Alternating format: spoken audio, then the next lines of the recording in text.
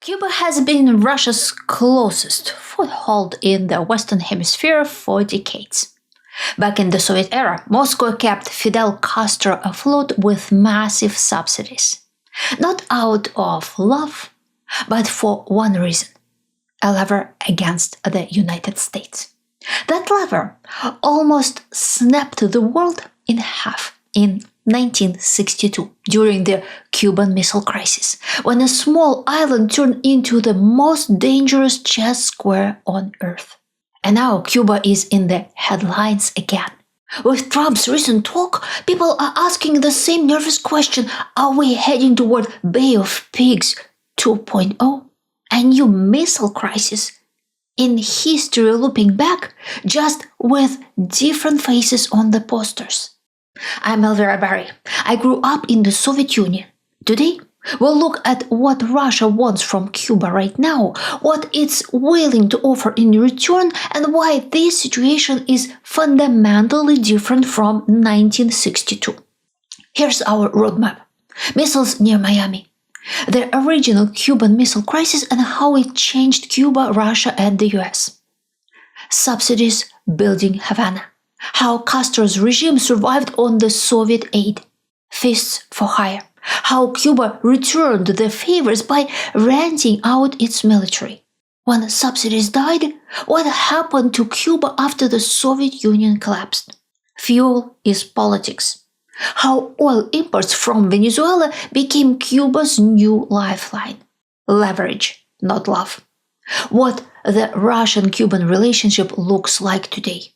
Tomahawks and Signals. Why the Kremlin's response to Trump's announcement about Tomahawks for Ukraine involved Cuba. The collapsing club. Why Cuba's main problem is being part of the informal dictators club. If you want more analysis like this, subscribe, like, and share. And if you'd like to support the channel, you can join my think tank, use PayPal or SuperThanks, or click the hype button. Now let's start where the fear was born. Missiles near Miami. In 1959, Fidel Castro took power on a promise of dignity and justice. Within a few years, he locked Cuba in a direct confrontation with the United States.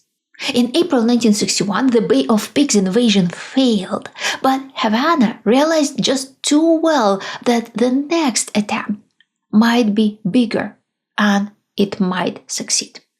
So Cuba wanted a shield, and the Soviet Union wanted a forward position in a location where it could directly threaten the US, its biggest geopolitical rival. That is how you get to 1962. Moscow secretly sent nuclear-capable missiles to Cuba. For Khrushchev, this was about changing the map. If you can place weapons near Florida, you can force Washington to treat you like an equal.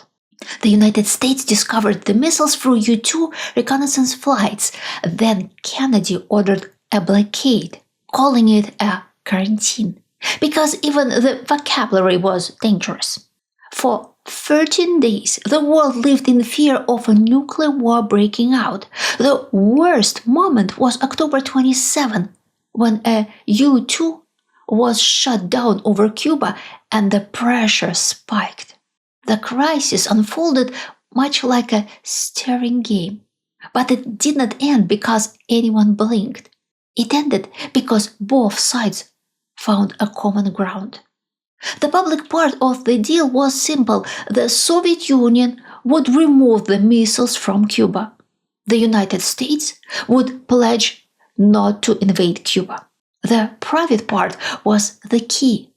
Khrushchev demanded something he could sell at home: the removal of American Jupiter missiles from Turkey.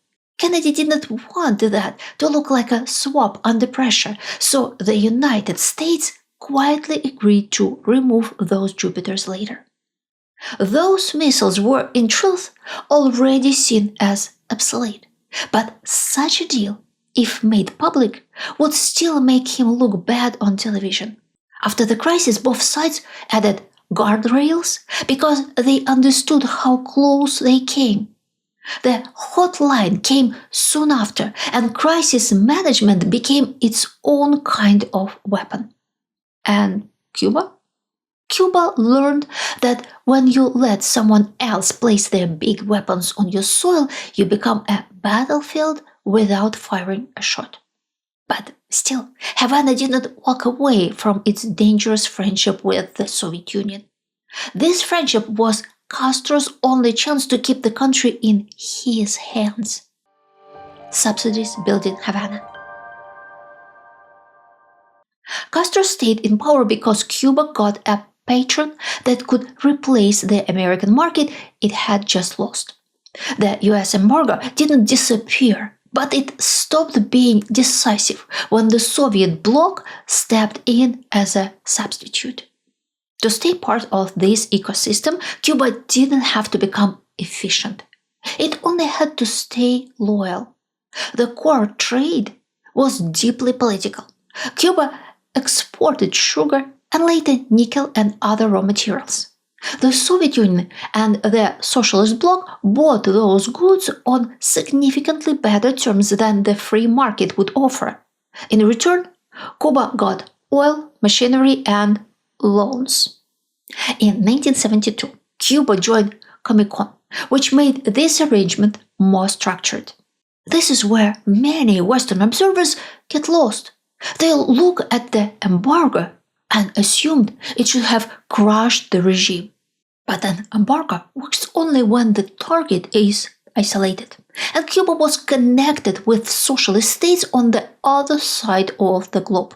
The Soviet Union also kept supporting Castro's regime with military cooperation.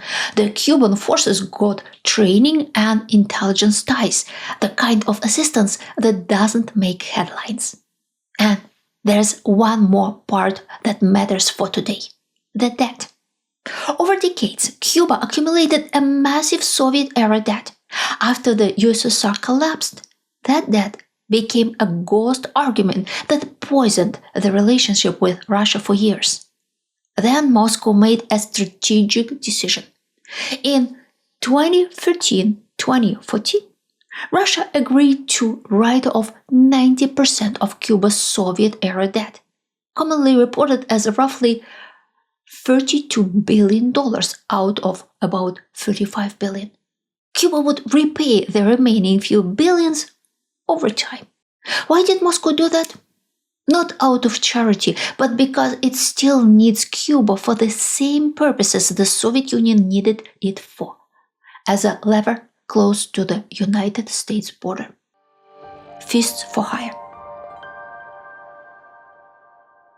Moscow wanted reach without risk at home. Havana wanted money, protection, and a mission that could be sold as glory, not dependency. So Cuba became something like a hired fist for a patron who preferred to stay in the shadows. Angola is the cleanest example. In late 1975, Cuba rushed troops to support the local socialist government in the civil war. Roughly 36,000 Cuban soldiers arrived to Angola over the next few months.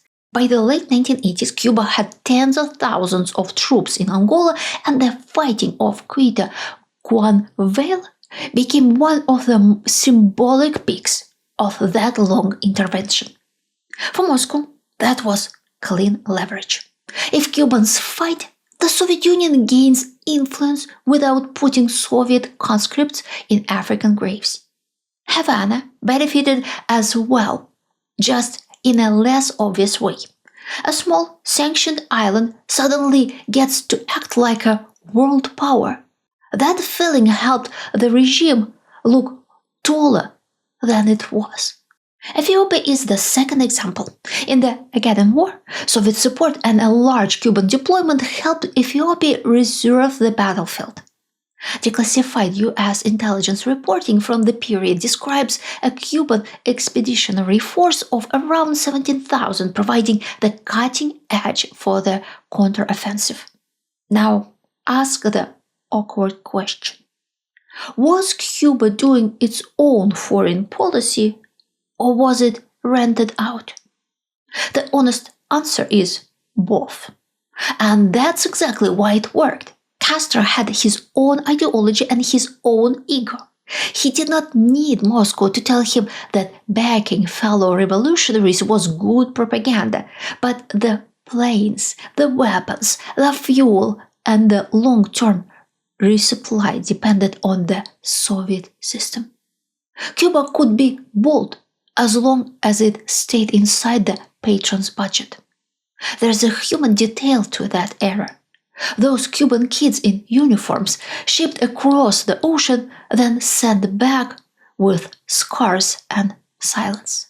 In January 1989, as Cuban forces began pulling out of Angola, Western journalists got to interview Cuban soldiers. One 21-year-old soldier, Blanca Guinarte, said, "If the peace agreement fails, we are willing to come back." That's the voice of someone who believes she is defending a noble cause. And that's the twist. Cuba's proxy role didn't just serve Soviet strategy, it also served Cuba's domestic control. It gave the regime a heroic story to wrap around an economy that could not stand on its own. This arrangement worked until Cuba got hit by the worst possible event for any client state. Its patron disappeared when Subsidies died. When the Soviet Union collapsed and Comecon vanished, Cuba lost its main market, its main supplier, and the financial padding that made the whole system feel stable. What followed was the special period, and the name is almost a joke. There was nothing special about it. It was just scarcity every day for years. You can measure it in calories. The average food intake in Cuban residents dropping from about 3,000 calories per day in 1989 to about 2,100 in 1993. Other studies report even lower numbers in the worst years. You can measure it in blackouts too, with long daily power cuts becoming part of normal life. You can also measure it in bodies. A famous line of research used Cuba as a grim natural experiment. People ate less and moved more because there was no fuel. One study described an average population weight loss of about 5.5 kilograms during the mid-1990s crisis. There also were sharp declines in diabetes and heart disease before weight regained later, and those gains faded. But numbers still don't show the lived texture. For that, you need one ordinary scene. In September 1991, Havana started a program of issuing bicycles to city residents to conserve fuel. And everyday Gonzales was now riding to work, part of a city suddenly rebuilt around pedals because engines could not be fed. That's what economic collapse looks like when it hits transportation first. Abandoned, rusting vehicles, and a lot of people on bikes. During the special period, Havana tightened control and also opened small pressure valves. The government leaned harder on rationing and policing, but it also allowed limited self-employment and pushed tourism and hard currency zones. Still, pressure built. By 1994, the island saw open anger on the Malecón in Havana, the Maleconazo. Around the same time, desperate people tried to flee by sea in large numbers, which led to the tugboat 13 de Marzo tragedy that took 41 lives. Cuba never truly recovered from its patron's collapse. Yes, it adapted and survived by building new income pipes, tourism, remittances, deals with new patrons, and above all, fuel. Because without fuel, nothing moves. Fuel as politics. Today, the Cuban leadership desperately needs two things: a steady flow of hard currency and fuel enough to keep the lights on and the streets quiet as the economy pillars are cracking. one after another. Start with the most fragile pillar, tourism. In 2024, official Cuban figures showed about 2.2 million international visitors to the island, far below the government's earlier targets and still well under pre-pandemic levels. Fewer tourists mean less hard currency. Less hard currency means less ability to buy fuel and spare parts. Then blackouts get worse and tourism gets even harder to sell. It's a loop that feeds on itself. The second pillar is remittances. Cubans working abroad send money home to their families for whom this money is often a lifeline. An estimated $2 billion comes to Cuba each year as remittances. But much of this money bypasses the state. Official transfer channels have been unstable recently. For example, Western Union shut down for months. That forced many senders into informal routes. The government tries to capture more remittance dollars through dollar stores, but to no avail. Now, the center of gravity, oil. For years, Venezuela was the key supplier. In the 2010s, it used to provide Cuba with about 100,000 barrels per day. By 2023, however, these exports dropped by near a half to around 55,000 barrels per day. Between January and November of 2025, Venezuela sent an average of about 27,000 barrels per day, covering roughly half of Cuba's oil deficit. Mexico stepping in more than expected. By May 2025, it was sending to Cuba about 20,100 barrels per day of crude and 2,700 barrels per day of oil products, valued around $600 million. But this still is not enough. For years, Cuba benefited from the global service layer that helps sanctioned countries move their oil. This layer, known as the Shadow Fleet, includes hundreds of ships and shady service providers that handle the paperwork. It operates under a variety of third country flags, but the real beneficiaries are sanctioned regimes that sit on oil: Russia, Iran, and, until recently, Venezuela. I have looked into this operation in another video. Venezuela used the Shadow Fleet to sell its oil to Cuba on better than market terms. Cuba was getting this oil really cheap, as Venezuela didn't have other major buyers in the region.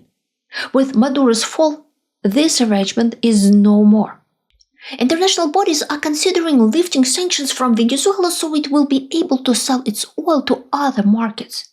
It no longer needs Cuba as a loyal customer, and Cuba has no other supplier that can sell it that much oil that cheap. In January 2026, Reuters quoted a Havana business owner, Mario Valverde, saying the repercussions are not going to be very good about the loss of Venezuelan oil. That line is the whole story in one sentence. No fuel means no transport. No transport means no repairs. No repairs mean deeper blackouts. And deeper blackouts mean a government that has to spend more on control because it has less to offer. And unlike in the 1960s, no one is coming to rescue the regime in Havana. Russia will not do it for the reasons we'll now take a look at. Leverage, not love. Russia's goal in Cuba today is not to save Cuba.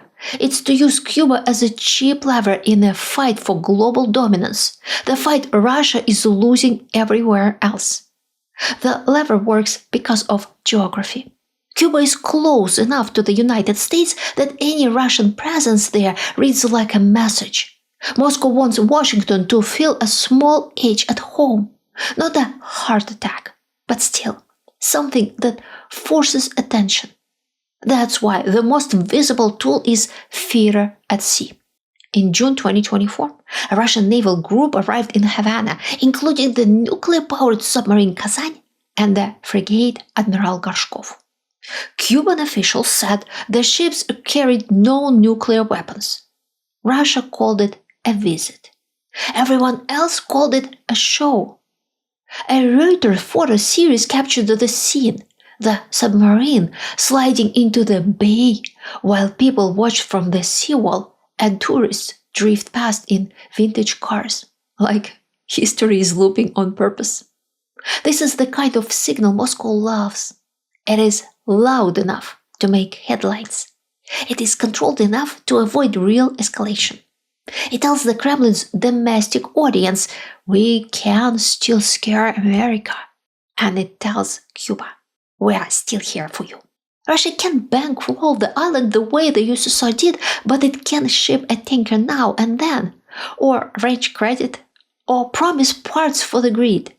In March 2024, 19,000 metric tons of Russian oil arrived in Cuba after a year-long hiatus, framed as help with power outages and fuel shortages.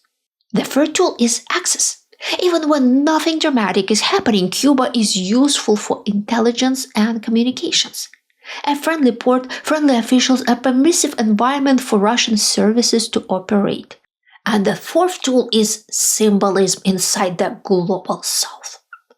Russia wants to show it still has friends despite sanctions. Cuba wants to show it is not isolated. Both sides stage the same photo ops. Flags, handshakes, speeches about historic ties. But since Russia stretched itself thin with a full-scale invasion of Ukraine, Cuba became less of an asset and more of a bill. Every time Cuba's grid collapses further, the cost of stabilizing it rises.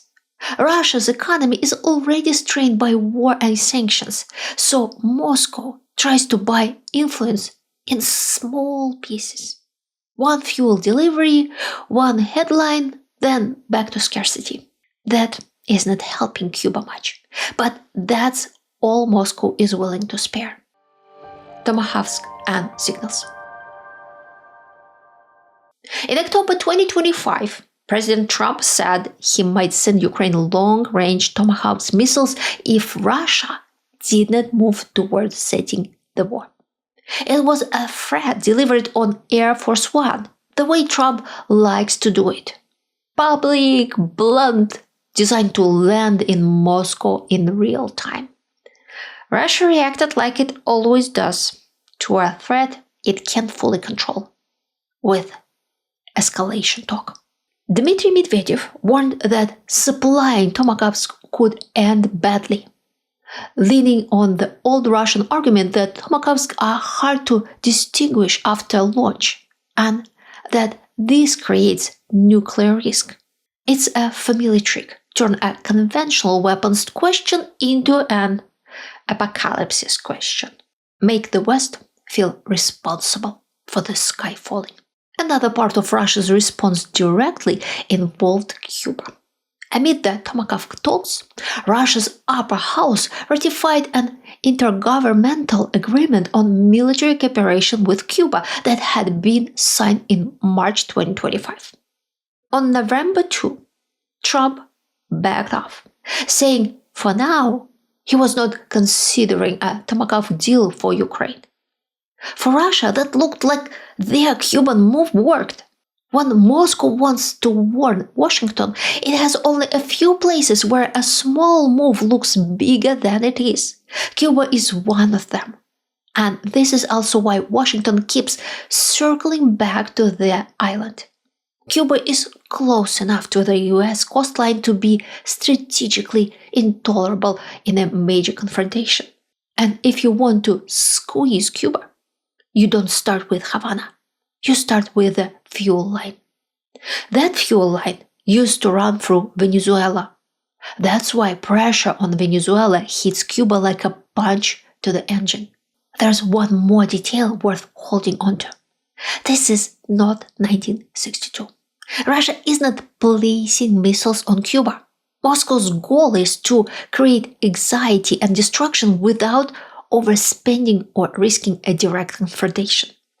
The renewed military collaboration agreement achieves exactly that. So when you see Russian flags in Havana, don't ask, are they about to start a war with America? Ask the more realistic question. What message are they trying to send? And what problem are they trying to dodge? The collapsing club. Cuba's biggest problem is that it's been stuck for decades as part of the dictator's club, a network of authoritarian regimes that help each other evade Western sanctions and survive. And today, we are seeing this club collapsing. When Bashar Assad's regime fell in Syria, that was a strong blow to the network. But the capture of Nicolas Maduro and the escalating protests in Iran can possibly put an end to it. Without Venezuelan oil, Cuba's fuel gap widens beyond repair. The island can't simply replace that supply because suppliers want cash and insurers want paperwork. That's why Cuba's leadership keeps hunting for any patron or workaround it can find. It turns to Russia for help, but the former patron can offer nothing but an occasional batch of fuel. And even this tiny stream might soon dry out because of the events in Iran. This January, Iran entered a major internal crisis. 2 weeks of large-scale protests resulted in thousands of deaths and a severe crackdown with mass arrests. The protesters have reportedly taken over 2 cities in the west of the country. For Putin's Russia, Iran is a critical partner. When Iran destabilizes, Russia's club of dictators and shadow fleet operation get weaker. Routes get riskier, money gets nervous, oil prices jump around, and every partner starts hoarding resources for themselves. That's the opposite of the old Soviet era, when Moscow could spend freely on loyal clients because it had a huge system behind it. Putin doesn't have that system. He has a war, sanctions, and a shrinking margin, so the relationship with Cuba is tuned down. Moscow offers just enough to keep the door open, and Havana accepts because it has no luxury of pride. This is why the last illusion needs to die. Russia is not coming back as Cuba's patron. It simply can't afford such a move. What we are watching is a relationship between 2 states that both need the West to survive, while cursing the West on TV. Now, I want to hear from you, because this is where the story stops being history and becomes a forecast. What do you think Trump's next move regarding Cuba could be? Does he squeeze the fuel line harder, cut a deal quietly, or try to turn Cuba into a public strength headline? Drop your predictions in the comments and tell me what you are basing it on. Strategy, domestic politics, or pure instinct? I read the comments.